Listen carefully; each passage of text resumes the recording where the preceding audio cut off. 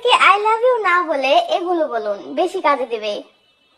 Hello বন্ধুরা, সবাই কেমন আছেন? আশা করি সবাই ভালো আছেন।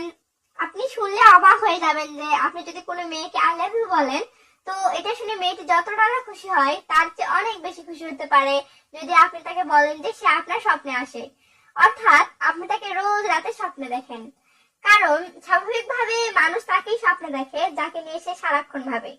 তাই যদি কোনো মেয়েকে বলেন যে আপনি তাকে স্বপ্নে দেখেন, তো এটা শুনে যে কোনো মেয়ে অনেক খুশি হয়ে যায়, এটা ভেবে যে আপনি তাকে নিয়ে সারাক্ষণ ভাবেন।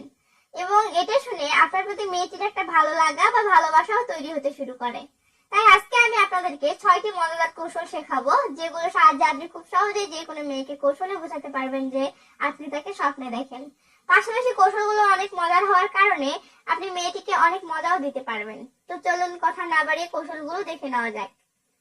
কৌশল নাম্বার 1, যে মেয়ের সাথে আপনি ফ্রি মাইন্ডে কথা বলেন অথবা টুকটাক মজা করেন, এমন মেয়ের ক্ষেত্রে আপনি মেয়েটিকে মজা করে এটি বলতে পারেন, তোমার কি পাসপোর্ট আছে?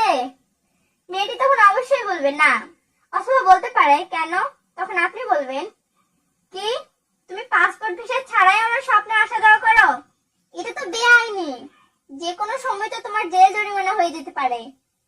এমন কথা শুনলে যে কোনো মেয়ে অনেক অনেক মজা পাবে এবং হেসে দেবে। পাশাপাশি কৌশলে আপনার আসল কাজটিও হয়ে গেল।